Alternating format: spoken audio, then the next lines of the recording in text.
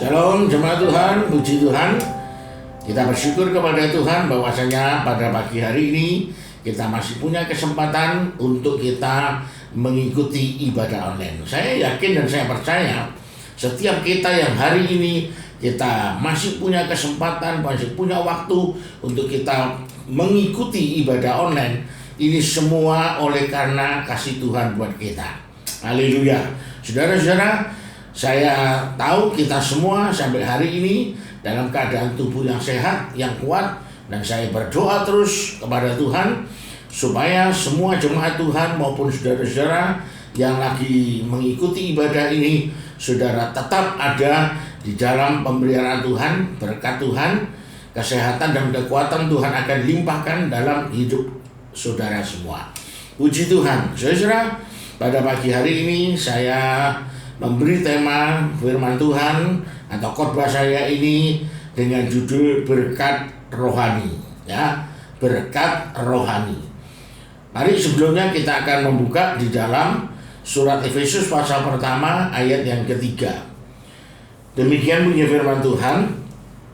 Terpujilah Allah dan Bapa Tuhan kita Yesus Kristus, yang dalam Kristus telah mengaruniakan kepada kita segala berkat rohani di dalam sorga. Puji Tuhan, ya. Saudara-saudara, kita tahu 2000 tahun yang lalu Yesus sudah mati untuk kita semua, ya. Yesus mati di Bukit Golgota dengan satu tujuan, untuk membayar harga untuk saudara dan untuk saya, ya. Supaya apa? Supaya kita menjadi manusia yang diberkati oleh Tuhan, supaya kita menjadi manusia yang penuh atau limpah dengan berkat-berkat Tuhan, ya.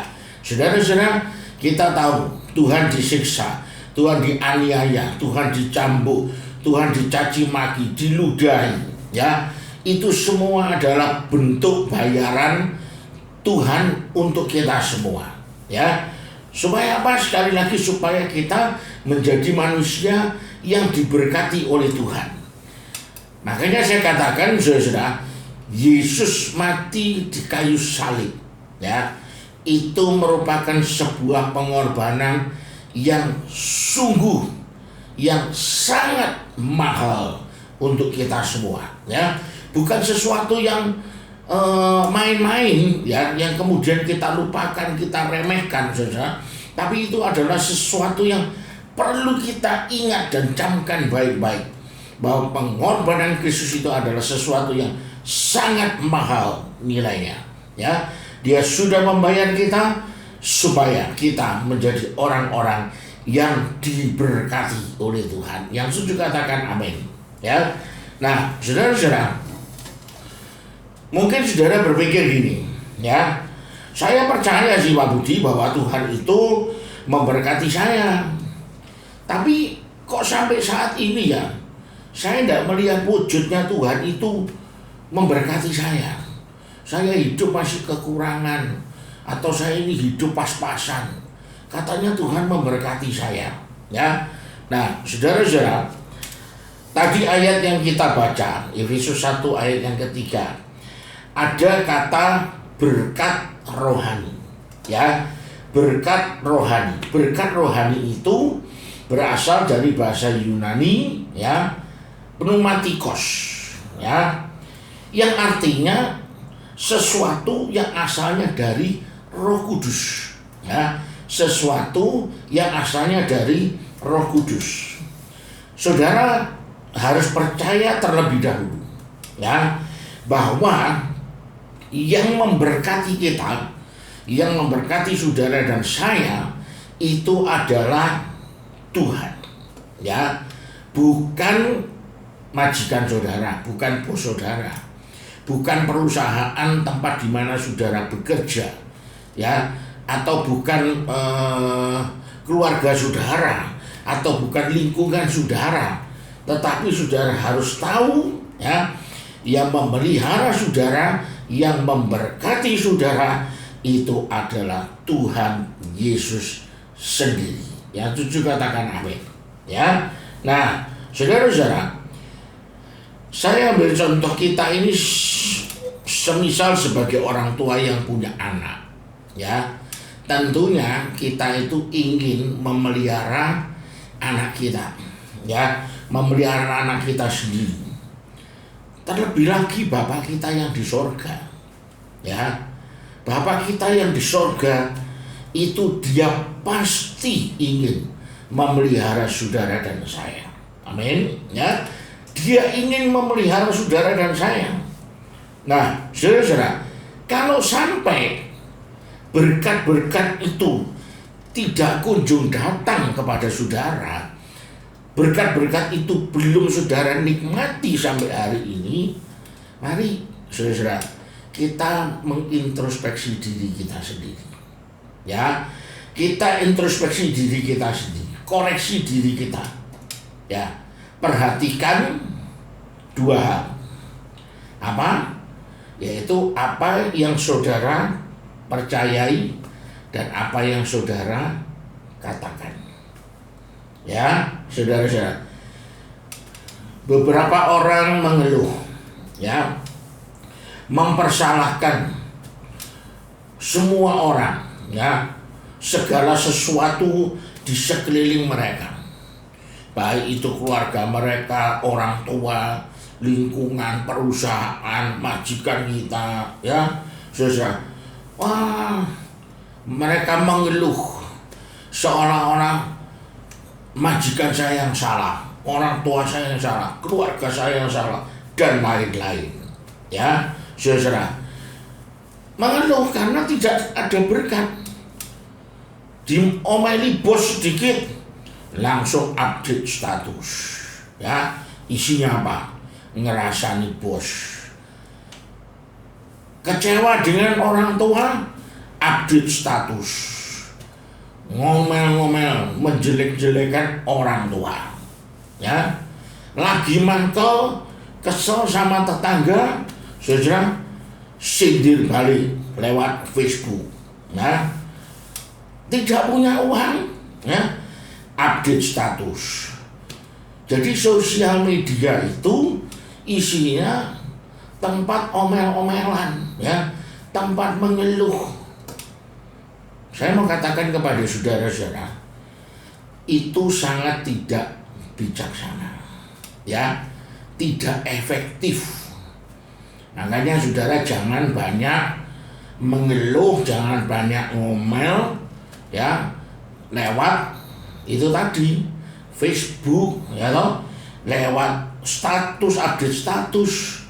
Jangan, saudara. Kita tidak perlu menyalahkan orang lain.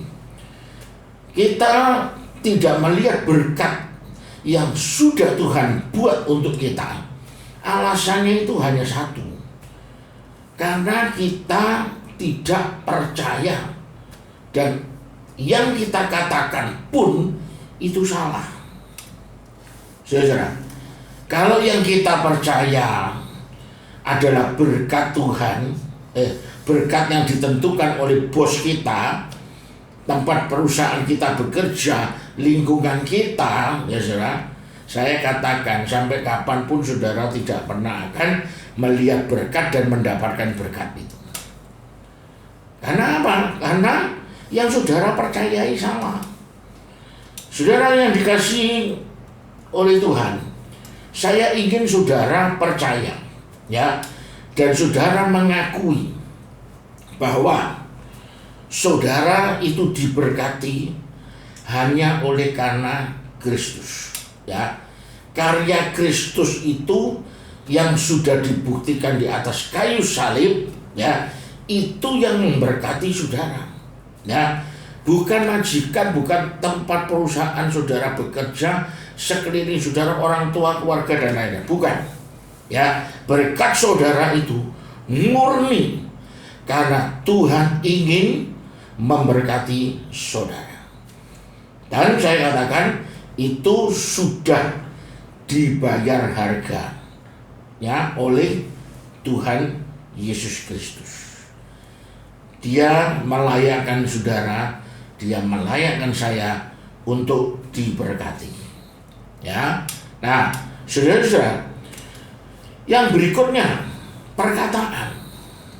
Ya, kita tidak bisa melihat berkat itu karena apa? Karena yang kita katakan setiap hari itu adalah perkataan yang salah. Mungkin saudara bertanya, loh, kenapa kok perkataan yang salah bisa mempengaruhi ya kehidupan kita, mempengaruhi berkat kita? Mari kita buka Alkitab kita ya di dalam Roma 10 ayat 17. Roma 10 ayat 17. Dikatakan di situ, jadi iman timbul dari pendengaran dan pendengaran oleh firman Kristus. Di situ dikatakan apa, saudara? Iman timbul dari pendengaran. Ya, iman timbul dari pendengaran, dan pendengaran oleh apa? Oleh firman Kristus. Nah, jadi kalau saudara ngomel-ngomel, saudara menggerutu, saudara marah-marah, ya, saya mau tanya sama saudara, ketika saudara ngomel, saudara menggerutu, telinga saudara itu mendengar apa? Ya, saya percaya kita mendengar setiap omelan kita sendiri, kata-kata dari omelan kita, benar saudara? Ya, nah, apakah kata-kata omelan kita itu akan mendatangkan iman buat kita? Tentunya tidak, saudara. Ya, kalau yang didengar itu adalah omelan dan itu bukan termasuk firman Tuhan, ya itu tidak akan membangkitkan iman kita, menimbulkan iman kita. Tapi kalau yang kita dengar itu firman Tuhan, ya itu yang akan menimbulkan iman kita, benar nggak saudara? Ya, nah jadi perhatikan saudara, perkataan yang keluar dari mulut kita itu sangat penting, harus kita perhatikan, ya. Karena apa? Karena perkataan kita ini membawa dan mengandung firman, ya, membawa dan mengandung firman.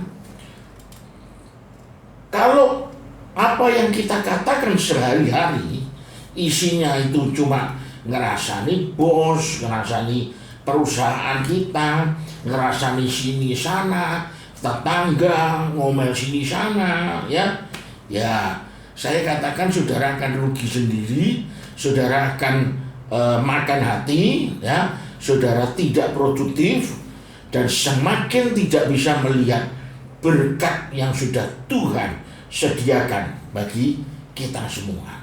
Ya, ingat saudara. Jadi mulut kita itu harus dijaga, perkataan kita itu harus diperhatikan, saudara. Ya, harus diperhatikan.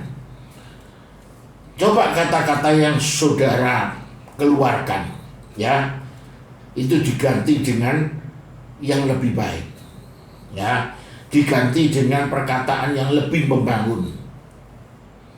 Saat saudara sedang ada di kantor, mungkin saudara lagi mood tidak baik, ya, suasana tidak mendukung, ya, saudara ingin marah, ya, ingat saudara, pikir baik-baik, dipikir dulu bahwa ngomel itu bukan firman Tuhan, ya, ngomel itu bukan firman Tuhan, saudara.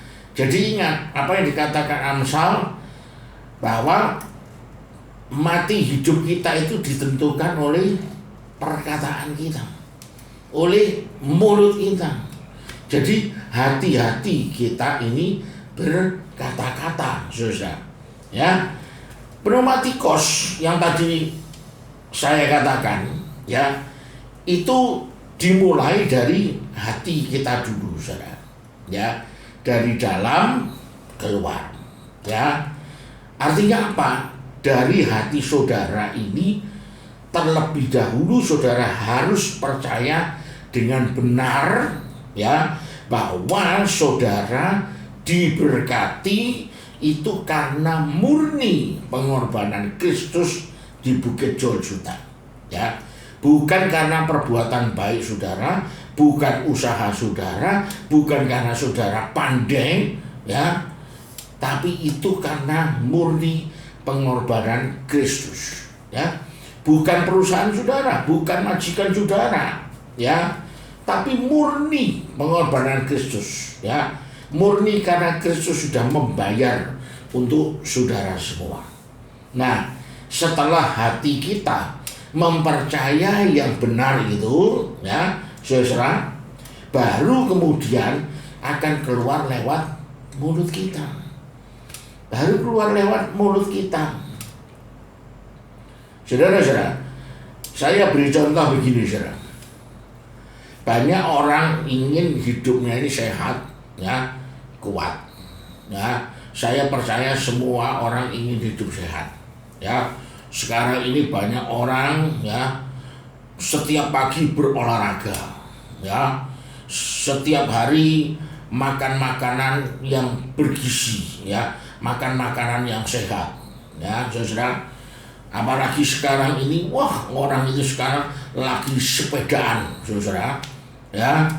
Sepeda mahal pun dia berani beli untuk dia bisa sepedaan untuk hidup sehat, ya. Baik, itu tidak salah, saudara. Tapi pertanyaan saya begini, berapa banyak orang yang sudah berolahraga, makan makanan yang sehat, ya, tapi mati mendadak?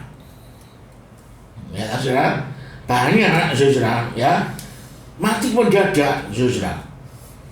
Nah, tiba-tiba lagi sepedaan jatuh, kolaps, mati, saudara. Ada banyak sekali. Yang mau saya katakan adalah kesehatan itu datangnya dari Tuhan, ya. Bukan berarti olahraga dan makan sehat itu tidak penting, saudara. Bukan, ya. Olahraga dan makan sehat itu tetap penting, ya. Itu bisa membuat saudara lebih segar, lebih bugar, lebih fresh, lebih kuat, ya, dan lain-lain, ya. Jadi olahraga, makan sehat itu tetap penting. Tapi ingat, saudara, sumber kesehatan kita yang sejati itu datangnya dari Tuhan, ya, datangnya dari Tuhan. Nah, ketika kita percaya bahwa sumber kesehatan kita itu datangnya dari Tuhan, ya, kita sehat karena pengorbanan Kristus, itu yang membuat kita tetap berolahraga, ya, membuat kita jaga makan, istirahat yang cukup. Nah, karena kita tahu, oh iya, kesehatan yang aku punya itu datangnya dari Tuhan, ya, itu sudah dibayar Tuhan di Bukit Golgota, lunas, murni pengorbanan Kristus untuk aku. Jadi aku harus jaga kesehatan. Nah, kita berolahraga, kita makan makanan yang sehat, kita istirahat yang cukup. Nah, jadi saudara, pneumatikos itu adalah saudara percaya dulu yang benar, ya, dari dalam hati kita, baru keluar menjadi perbuatan, ya, baru keluar menjadi perbuatan. Nah, kembali ke perkataan tadi, saudara. Coba kata-kata yang kita keluarkan itu diganti dengan kata-kata firman, ya. Seringkali kita ini tidak mengontrol perkataan kita, ya. Karena tidak dikontrol, maka kata-kata kita itu justru akan menjerumuskan kita ke hal-hal yang negatif, ya. Jadi karena begitu, saudara, kita harus sadar, saat saudara berkata-kata, ingat, perkataan yang keluar dari mulut kita itu harus perkataan firman yang bisa menimbulkan iman, ya. Karena timbul iman itu dari kita memperkatakan firman. Maka saudara akan melihat, saudara akan merasakan, saudara akan mengalami berkat Tuhan itu nyata dalam hidup kita semua. Amin, saudara. Ya, intinya, saudara, Tuhan sudah mengaruniakan kepada kita segala berkat rohani pneumatikos. Ya, dari dalam hati percaya dulu yang benar, ya, lalu perkatakan. Maka manifestasi itu akan terjadi dalam hidup kita semua. Dan semua itu karena Yesus, ya. Yesus yang sudah membayar harga untuk saudara dan saya, ya. Katakan kepada diri kita masing-masing, aku diberkati karena Yesus sudah membayar harga, ya. Aku diberkati karena Yesus yang sudah membayar harganya. Puji Tuhan, ya. Mari kita berdoa bersama-sama. Bersyukur untuk firman-Mu ya Bapa. Engkau telah mengingatkan kami semua bahwa berkat rohani itu Engkau sediakan bagi kami, Tuhan. Berkat-berkat yang Engkau sediakan bagi kami, semua itu adalah karena Tuhan. Engkau yang sudah berkorban bagi kami, Engkau yang sudah membayar harga bagi kami, dan untuk itulah kami boleh menikmati berkat rohani. Terima kasih ya Bapa. Tuhan berkati semua jemaat yang sudah mengikuti ibadah online pada pagi hari ini. Berkati kehidupan mereka, berkati usaha pekerjaan mereka, berkati rumah tangga mereka. Limpahkanlah kepada mereka dengan berkat rohani dan berkat jasmani, kesehatan, kekuatan menyertai mereka semua. Terima kasih ya Bapa. Di dalam nama Tuhan Yesus kami berdoa. Amin. Puji Tuhan, saudara, ya. Tetap jaga kesehatan kita. Jangan banyak pergi-pergi, banyaklah berdoa, ya. Tuhan memberkati kita. Puji Tuhan.